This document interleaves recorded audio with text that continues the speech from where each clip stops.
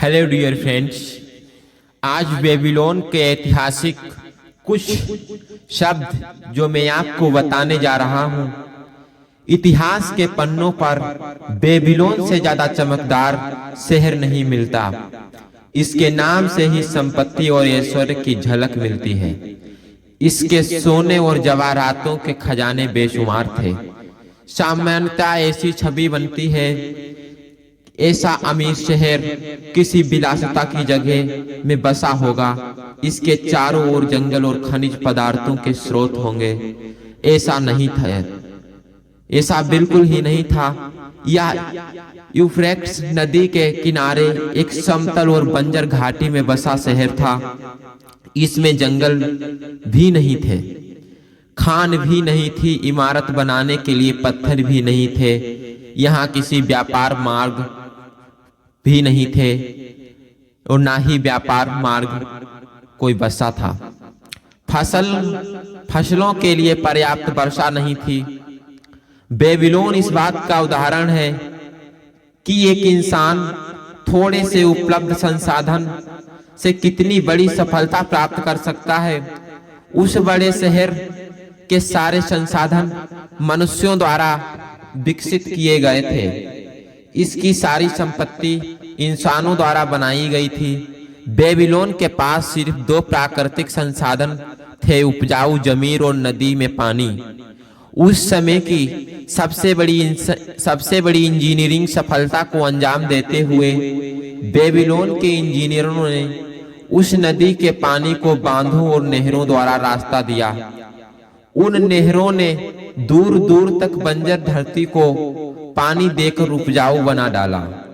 यह इतिहास में इंजीनियरिंग की सबसे पहली सफलताओं में एक माना जाता है।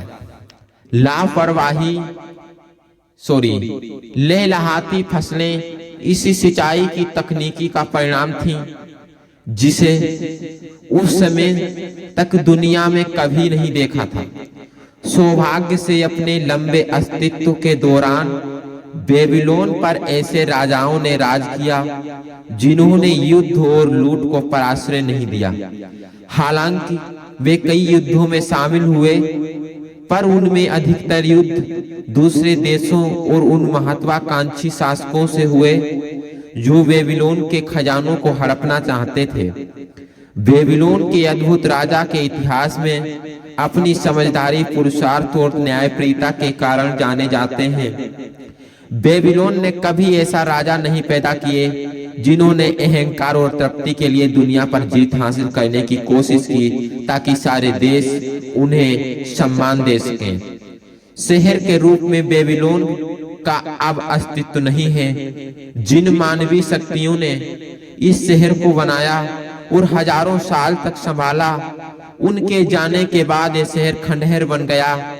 अब इस शहर का स्थान एशिया में सुएज नहर से 600 मील दूर पूर्व पर्शियन खाड़ी के उत्तर में है।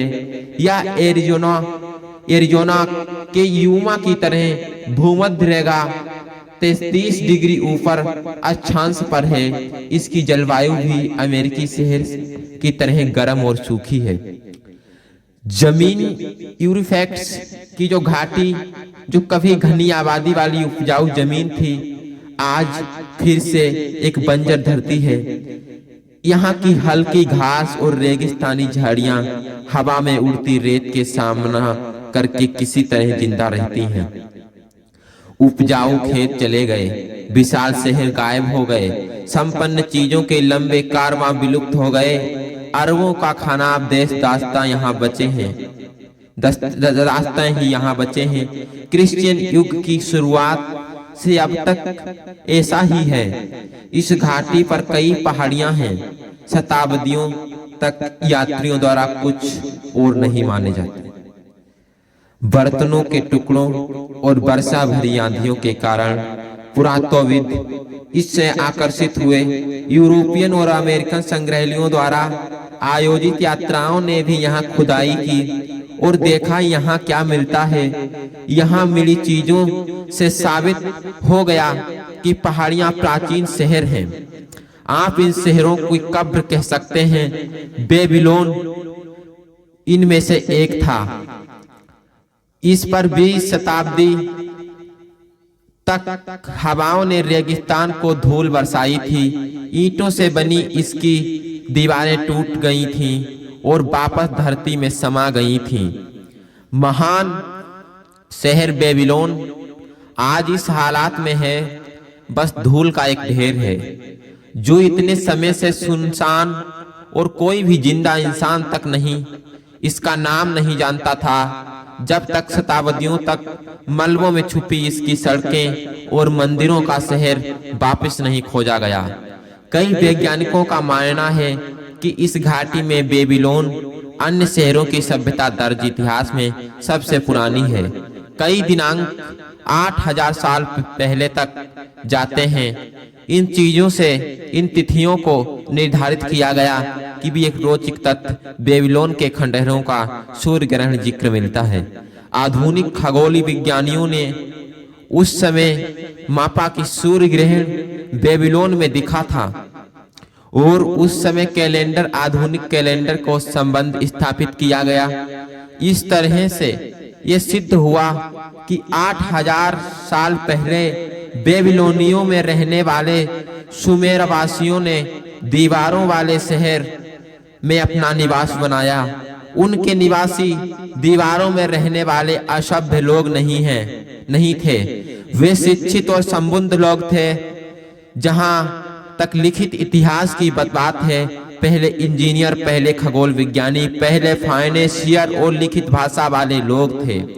इन सिंचाइयों के साधनों की जिक्र पहले ही हो चुका है, जिन्होंने इस बंजर धरती पर कृषि कार्य को स्वर्ग बनाया, कृषि का स्वर्ग बनाया। उन नहरों के अवशेष भी मिलते, हालांकि अब वे बालू में भर चुके हैं।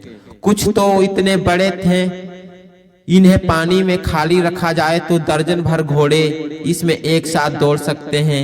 आकार के मामले में कोलोराडो और उतह की सबसे बड़ी नहरों से कम नहीं है। घाटी की जमीन सींचने वाला बेबीलोनियन इंजीनियर इतना ही बड़ा एक और काम किया। उन्होंने नालियों में एक बड़ा तंत्र तैयार किया, जिसे यूफ्रेट्स और टिग्रिस नदियों के मुहाने पर जमीन के एक बड़े हिस्से में अंतर्गत डाल दिया। हेरोडोटस ग्रीक इतिहासकार के यात्री थे। बेबीलोन की यात्रा और वे एकमात्र ऐसे बासी थे जिन्होंने इसका विवरण दिया। उनके लेखनों और शहर के विस्तृत विवरण और उनकी अनोखी परंपराओं से जानकारी मिलती है। वे जमीन की उपजाऊ प्रकृति और उसमें होने वाली गेहूं और जौ की लहलहाती फसल का भी जिक्र करते हैं। तो दोस्तों, मैं आपको आगे का जो भी ऑडियो वीडियो साउंड्स लेकर आऊंगा, तब तक के लिए आप हमारे अगर फेसबुक को यूट्यूब पर जहां भी देख रहे हैं, फॉलो, लाइक और सब्सक्राइब करना ना भूलें। मिलते हैं नेक्स्ट एपिसोड में। जय हिंद।